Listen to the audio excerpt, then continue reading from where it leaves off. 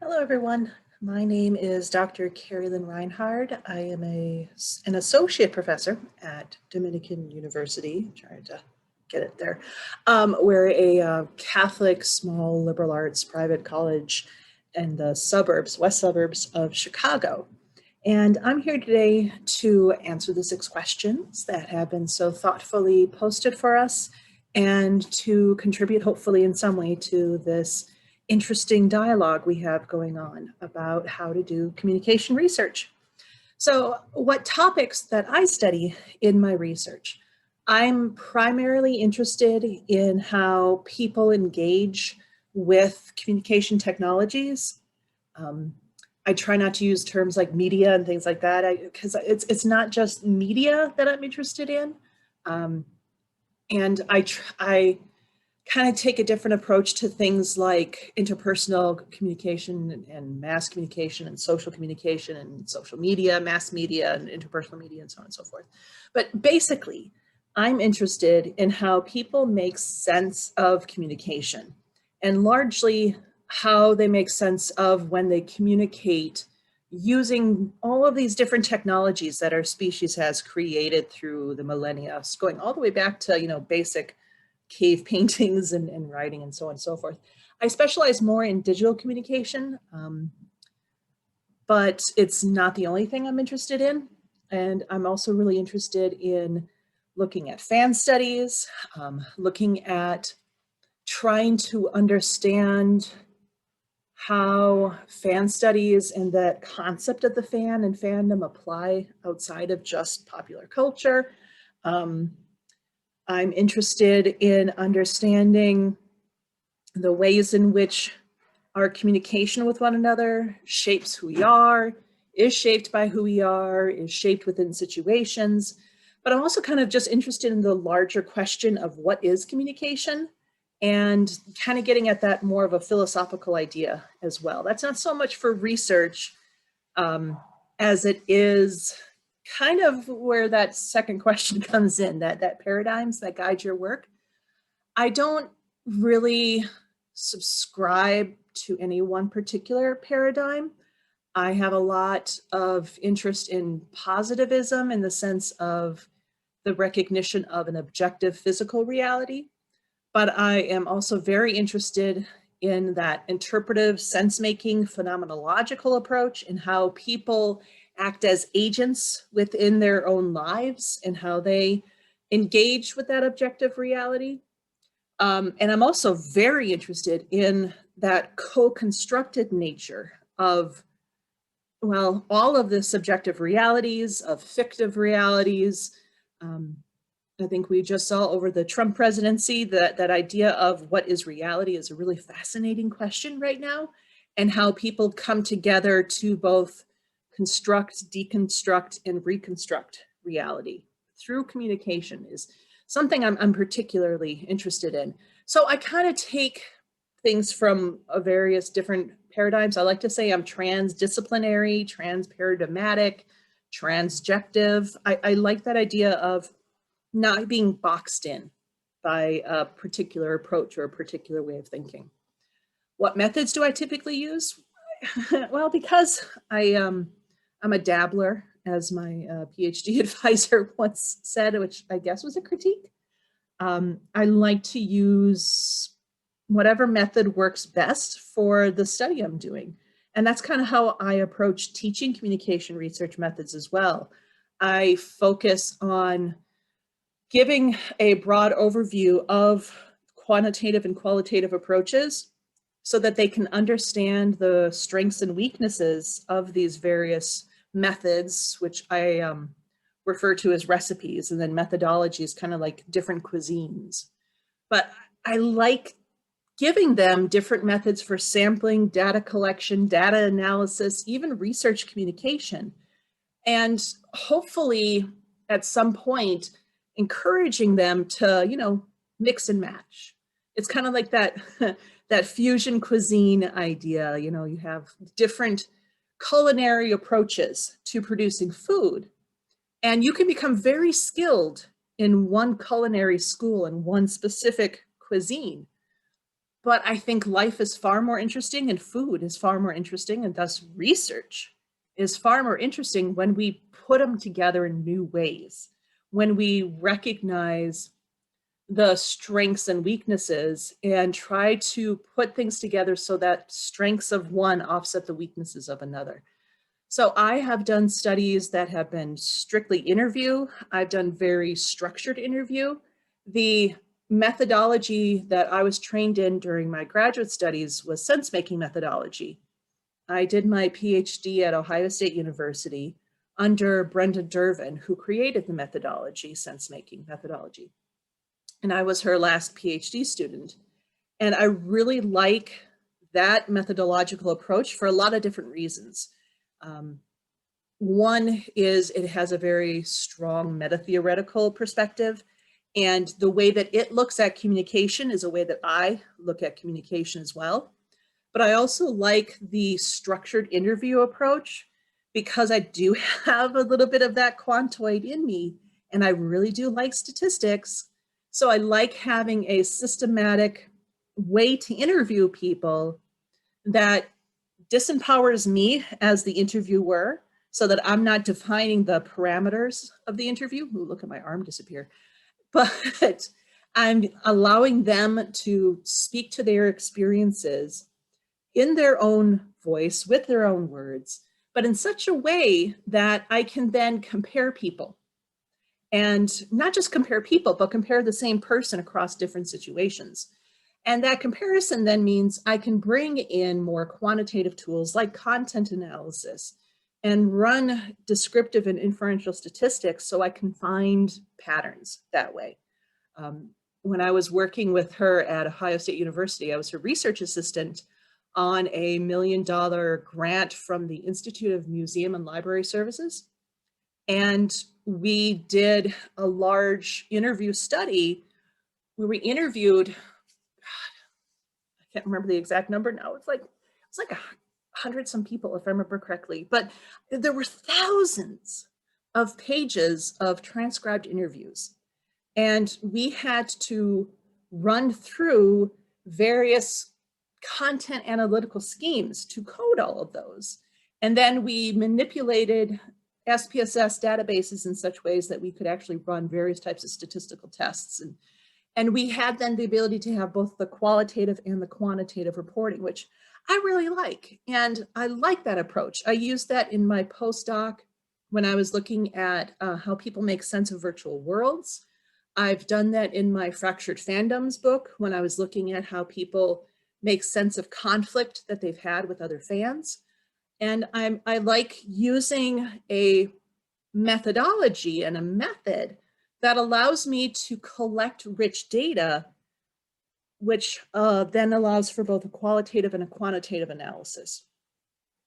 So for me, the more you can mix and match, the better. One of the things I remember Dr. D talking about in grad school was that old parable, I believe it's a parable, about 4 blind men learning what an elephant is and how you might have one blind man, feeling the elephant's leg and he comes to the conclusion it's a tree trunk. Or you have another one who feels the trunk of the elephant and says, oh, it's a snake. And the thing is, they all have these different perspectives, but it's only when they come together, compare, dialogue, that they really understand what it is that they're studying, the phenomenon. So for me, we need as many different methods as possible to surround the physical, the abstract, the phenomenon that we're interested in. And that's what fascinates me, is this idea of being able to bring all of these methods and theories and methodologies and epistemologies and so on and so forth into dialogue with one another. Because we are limited by our own perspective, by our perception, by our senses. And it's only through dialogue and through research communication that we could ever possibly get to know that thing that it is we're talking about and that we're studying. So for answering the 4th question about what skills are important, to me, the number one is that open-mindedness to new perspectives, new theories, methods, methodologies, whatever, new paradigms, whatever, to actually be willing to try new things, to learn new things, of course, and to try new things. So along with that then is the sense of always being willing to learn and always learning. I don't think that once you get a study done, once you get a degree, you should of course stop learning. That once you learn one method, that's all you should ever do.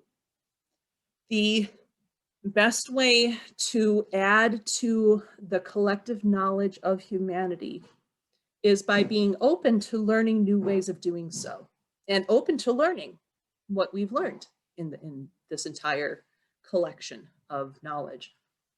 And that can be as broad as social scientists learning from the humanities, humanities learning from social sciences, social sciences learning from physical sciences learning from social sciences, and very broad. The best way that we're going to create knowledge is through that type of dialogue. And that's what I think is really an important thing for any communication student to learn how to do, is to learn how to be in dialogue with someone else who does research very different from them, because then you can learn to do new things. For example, in the postdoc research that I did a qualitative experiment, and all through graduate school, you want to do an experiment? Good. I did experiments as in graduate school. My master's thesis was an experiment. But usually when we talk about the experiment, we have this very quantitative tradition associated with it. You maybe have the dependent variable be some type of quantitative measurement, whether it's questionnaires, usually scales, or it's some type of physiological measurement. And I come out of a psychology program as well from UW-Madison, and that's how I learned the experiment, very, very quantitative. And I have no real overarching problem about it, but I think we can do more. An experiment to me is just essentially a framework within which we've designed the parameters of the study. And it's primarily about deciding on an independent variable, deciding on a dependent variable, and then seeing what happens when you expose one to the IV and then measure the DV. That's really all an experiment is. Field experiments, laboratory experiments, whether you're measuring the DV quantitatively or qualitatively, that's the experiment. And that's fantastic. It's a great way to get at causality. It's trickier with humans than it is with like fruit flies to really narrow things down to causality, but it's still a really interesting thing to do. I just don't think we have to limit ourselves in how we apply the experiment. So for my postdoc, I designed an experiment where I exposed people to 4 types of media engagings. They watched a movie, they played a Nintendo Wii game, they went into an MMORPG, a massively multiplayer online role-playing game, and they went into Second Life, another virtual world. It was within subjects, so each person did each one. And I had some quantitative measurement because after each session, they filled out a really brief questionnaire that had Likert scale items plus open-ended item for each Likert so that they could explain their numerical choice. But along with that, I had them do talk alouds while they were playing the games or while they were watching the movie. They had to fill out a worksheet for talk aloud. And then after they went through all of the situations, all of the conditions, we did a sense-making methodology interview where they could then compare and contrast those experiences, as well as talk about the experience, what they were thinking and feeling while doing it, as well as how that experience connected to their life in more general. Which means that I have a lot of data that can be analyzed in a lot of different ways. And I've had several publications come out of that data. So I like that approach because the more you can gather, the more you can learn. As long as you're, another important skill, willing to take the time and have the patience to go through the data and to actually have that open mind while doing so. Because one thing I keep having to tell my students is you shouldn't be arguing with your data. Your data is just telling you something, and maybe it's telling you something you don't want to hear. That's just what happens. We get results and we just have to learn from our results. So you gotta approach everything with an open mind here. One project I'm working on right now is I'm working with a couple people on QAnon, and everyone's apparently heard of QAnon now, thanks to the insurrection at the United States Capitol. But I've been looking at QAnon as a fandom and how to apply fan studies concepts and these concepts we use to define fandom to QAnon. I am starting up a project looking at professional wrestling fans, doing a couple different things on that, trying to update the stereotypes. And I was just talking with a graduate student yesterday about developing a study, most likely a sense-making methodology study, to understand how fans have coped with the pandemic and how they've maybe used their fandom to help them cope with the pandemic. So we're designing that right now. We're hoping to launch it within a couple months. And I'm excited about all of those. I never take on a project I'm not excited about, but then I'm also very excited about a lot of different projects. And I suddenly find myself wanting to do a lot of different things. Like I would love to do a study looking at paranormal videos on like TikTok and YouTube and, you know, all these television shows, and look at the fans of them to understand the extent to which fans help to co-construct possibly a rather fictive reality of, you know, the truth about ghosts. I think that would be really, really cool. What methods topic could you talk about for hours? Oh, I think it is that idea of a mixed approach. I could talk about my philosophy of communication for hours and then use that to segue into my philosophy on how to do studies of communication. I love teaching the communication research methods class I teach. One, because I love learning methods. I love learning new ways of learning. And I think we need more of that. I mean, I love, of course, research that applies. And any research should have a so what significance. It shouldn't just be something that's interesting to the researcher. It has to matter to the world in some way. So I definitely believe that we need all of that type of practical, applicable communication research. But I also just love discussions, at least discussions, on how to do research, on what is communication.